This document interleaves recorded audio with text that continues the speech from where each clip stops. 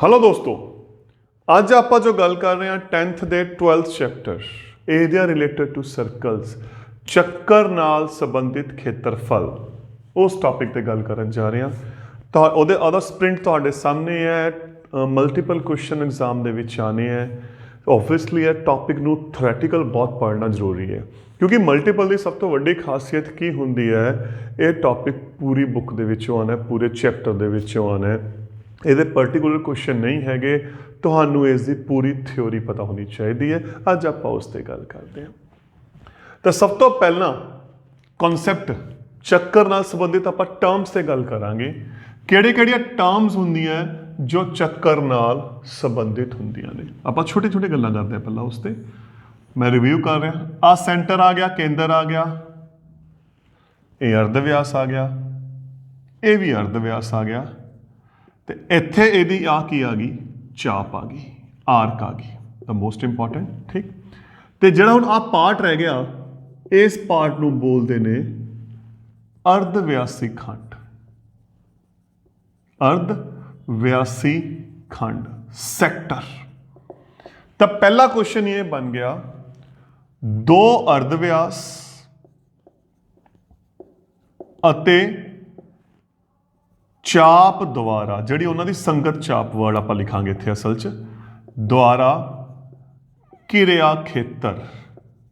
ਤਾਂ ਚੱਕਰ ਦੇ ਦੋ ਅਰਧ ਵਿਆਸ ਅਤੇ ਸੰਗਤ ਚਾਪ ਵਿਚਕਾਰ area between two radius and corresponding ਆਰਕ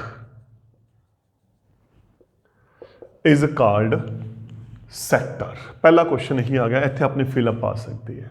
ਠੀਕ, तो ਇਹ ਹੋ ਗਿਆ ਅਰਧ ਵਿਆਸੀ ਖੰਡ ਸੈਕਟਰ।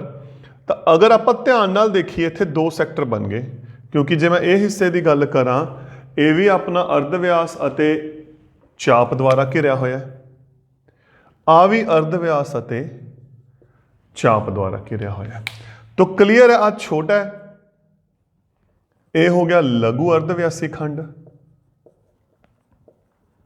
Minor sector.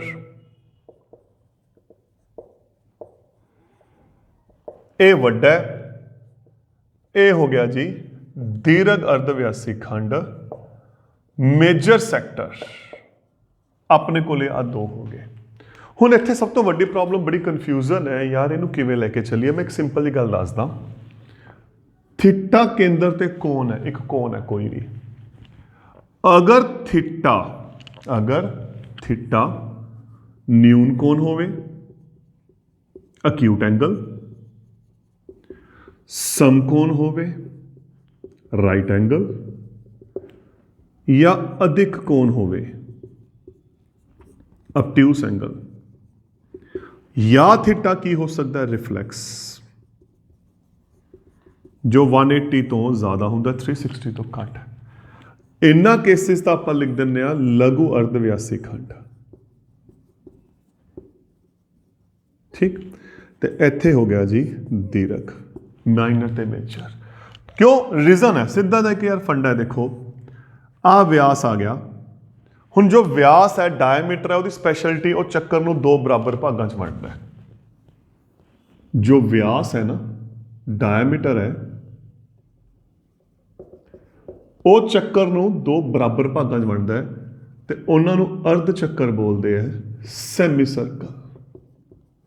ਰੀਜ਼ਨ ਇੱਥੇ ਜਿਹੜਾ ਐਂਗਲ ਹੁੰਦਾ 180 ਹੁੰਦਾ, ਕਿਉਂਕਿ ਪੂਰਾ 360 ਹੋ ਗਿਆ, ਅੱਧਾ 180 ਹੋ ਗਿਆ।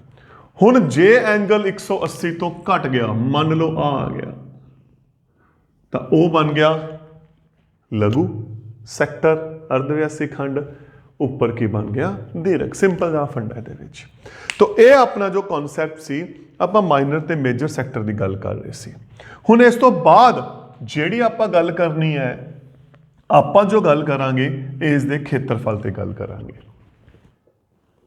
ਇਸ ਦੇ ਖੇਤਰਫਲ ਤੇ ਅਰਧ ਵਿਆਸੀ ਖੰਡ ਦਾ ਖੇਤਰਫਲ, ਏਰੀਆ ਆਫ ਸੈਕਟਰ। ਫਿਲਹਾਲ ਮੈਂ ਸੈਕਟਰ ਦੀ ਗੱਲ ਕਰ ਰਿਹਾ। ਦੇਖੋ ਇੱਥੇ ਵਰਡ ਕੋਈ ਵੀ ਲਘੂ, ਦੀਰਘ, ਮਾਈਨਰ, ਮੇਜਰ ਨਹੀਂ ਪਾ ਰਿਹਾ। ਸਿੰਪਲ ਜਿਹਾ ਫੰਡਾ ਹੈ, ਦੇਖੋ ਧਿਆਨ ਨਾਲ। ਅਗਰ ਇੱਕ ਸਰਕਲ ਨੂੰ ਚਾਰ ਹਿੱਸਿਆਂ 'ਚ ਵੰਡਿਆ ਜਾਵੇ, ਚਾਰ ਬਰਾਬਰ ਹਿੱਸਿਆਂ 'ਚ ਵੰਡਿਆ ਜਾਵੇ, ਤਾਂ ਇਹਦਾ ਇੱਕ ਹਿੱਸੇ ਦਾ ਖੇਤਰਫਲ ਆ ਗਿਆ 1/4, ਚੱਕਰ ਦਾ ਖੇਤਰਫਲ ਪਾਈ r ਦੀ 2। ਅਗਰ ਆਪਾਂ ਉਹਨੂੰ ਇੱਕ ਬਰਾਬਰ 8 ਹਿੱਸਿਆਂ 'ਚ ਵੰਡ ਦਈਏ ਤਾਂ ਇਹ ਆ ਗਿਆ ਜੀ 1/8 ਪਾਈ r ਦੀ 2। ਅਗਰ 10 ਬਰਾਬਰ ਹਿੱਸਿਆਂ 'ਚ ਵੰਡ ਦਈਏ 1/10 ਪਾਈ r ਦੀ 2। ਮਤਲਬ ਜਿੰਨੇ ਹਿੱਸੇ ਬਰਾਬਰ ਹੋਣਗੇ ਉਨੇ ਹੀ ਖੇਤਰਫਲ ਦਾ ਹਿੱਸਾ ਬਣੂਗਾ। ਹੁਣ ਸੈਕਟਰ ਦੇ ਵਿੱਚ ਕੀ ਹੈ, ਆਪਾਂ ਨੂੰ ਇਹ ਨਹੀਂ ਪਤਾ ਐਗਜ਼ੈਕਟ ਇਹ ਕੈਮਾ ਹਿੱਸਾ ਹੈ, ਇਹ ਕੈਮਾ ਹਿੱਸਾ ਹੈ, 5ਵਾਂ 10ਵਾਂ 12ਵਾਂ 2/3 3/5 7/8 ਆਪਾਂ ਨੂੰ ਨਹੀਂ ਪਤਾ। ਲੇਕਿਨ ਆਪਾਂ ਨੂੰ ਇੱਕ ਗੱਲ ਪਤਾ ਹੈ, ਇੱਥੇ ਕੋਣ ਥੀਟਾ ਹੈ ਤੇ ਸਾਰਾ ਕੋਣ 360 ਹੈ। ਤਾਂ ਇਹਦਾ ਮਤਲਬ ਜਿਹੜਾ ਸੈਕਟਰ ਹੈ ਉਹ ਚੱਕਰ ਦੇ ਖੇਤਰਫਲ ਦਾ, ਏਰੀਆ ਆਫ ਸੈਕਟਰ ਦਾ ਕਿਹੜਾ ਹਿੱਸਾ ਹੈ, θ/360।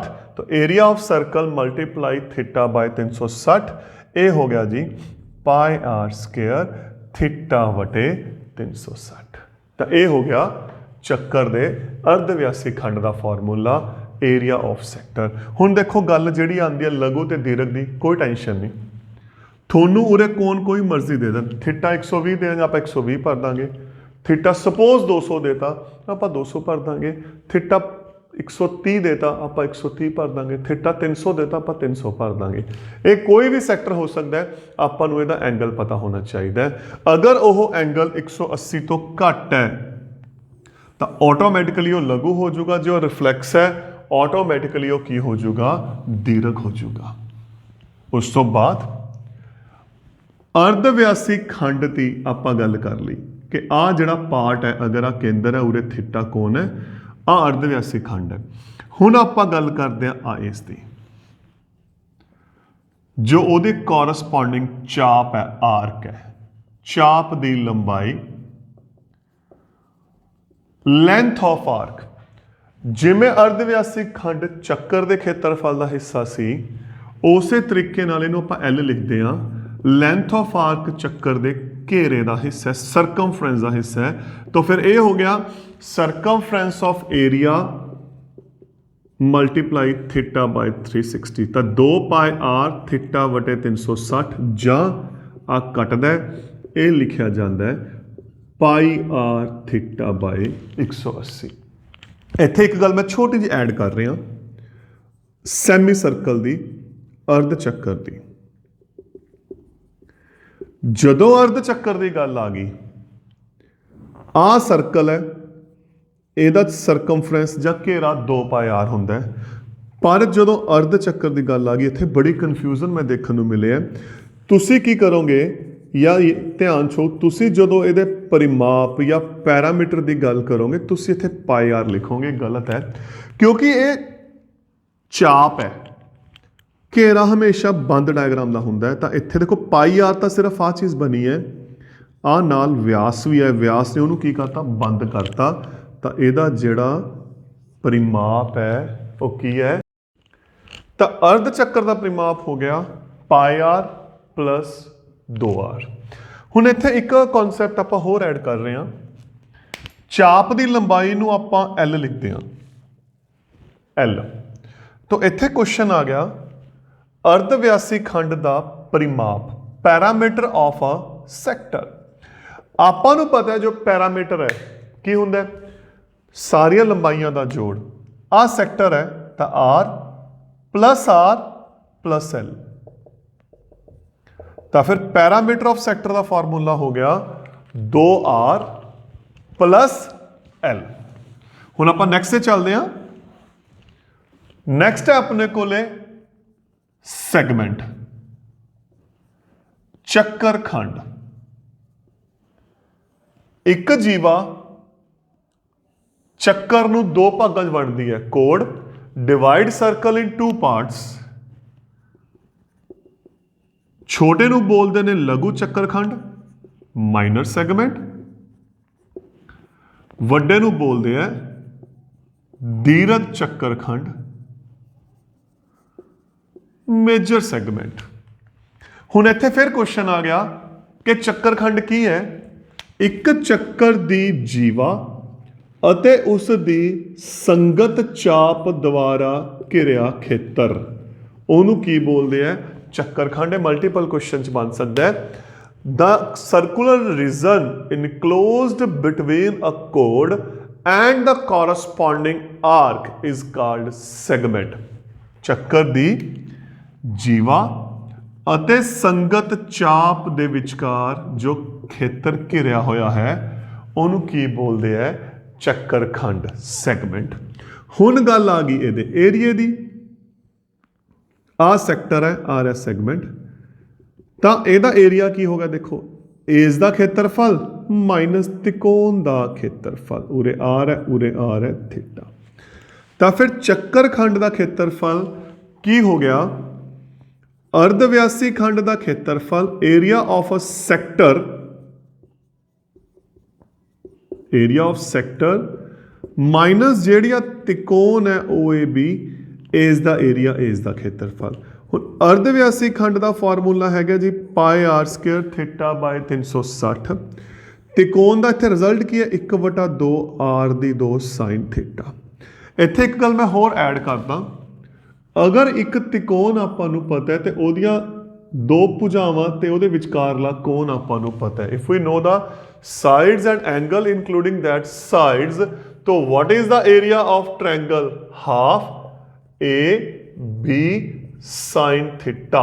ਇਹ ਰਿਜ਼ਲਟ ਹੈ 1/2 R ਗੁਣਾ R ਗੁਣਾ sin theta।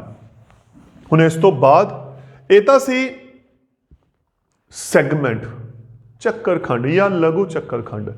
ਅਗਰ ਦੀਰਘ ਦਾ ਪੁੱਛ ਲਿਆ, ਦੀਰਘ ਚੱਕਰ ਖੰਡ ਦਾ ਖੇਤਰਫਲ, तो वो की हो गया? देखो आ पूछ लिया उन्होंने, एरिया ऑफ सर्कल चक्कर का खेत्रफल माइनस लघु चक्कर खंड का खेत्रफल।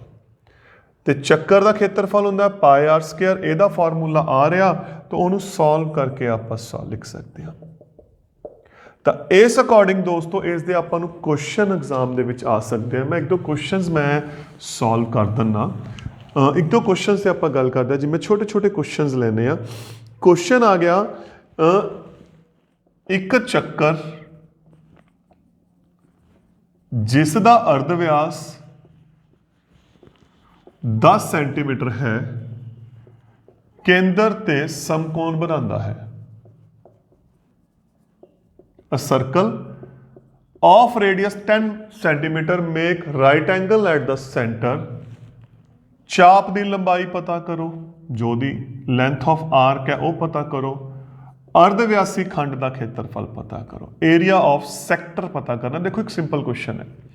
ਹੁਣ ਚਾਪ ਦੀ ਲੰਬਾਈ ਦਾ ਫਾਰਮੂਲਾ ਪਾਈ ਆਰ ਥੀਟਾ ਬਾਈ 180। ਪਾਈ ਦੀ ਕੀਮਤ ਆਪਾਂ 3.14 ਅਗਰ ਮੈਂਸ਼ਨ ਕੀਤੀ ਹੈ ਵੈਲ ਐਂਡ ਗੁੱਡ ਹੈ। ਜਾਂ ਕਈ ਵਾਰੀ ਕੀ ਹੁੰਦਾ ਹੈ ਉਹ ਆਨਸਰ ਕੱਲਾ ਪਾਈ 'ਚ ਵੀ ਛੱਡ ਦਿੰਦੇ ਨੇ, ਮਲਟੀਪਲ ਕੁਐਸਚਨ ਹੈ ਕਿਉਂਕਿ ਜ਼ਿਆਦਾ ਕੈਲਕੂਲੇਸ਼ਨ ਦੇ ਵਰਕ ਨਹੀਂ ਹੁੰਦਾ, ਤਾਂ ਉਹ ਡਿਪੈਂਡ ਕਰਦਾ ਹੈ। रेडियस 10 है, एंगल 90 है। अगर तो पाई च छड़ता तो आंसर 5 पाई आ गया, नहीं आप पाई की वैल्यू रिप्लेस कर देंगे। सेम एरिया ऑफ सैक्टर अर्धव्यासी खंड का खेत्रफल पाई आर स्क्वायर थीटा बाय 360। अगर पाई च छड्या हो वैल एंड गुड है, नहीं जिमें कहेंगे आप वैल्यू रिप्लेस कर देंगे।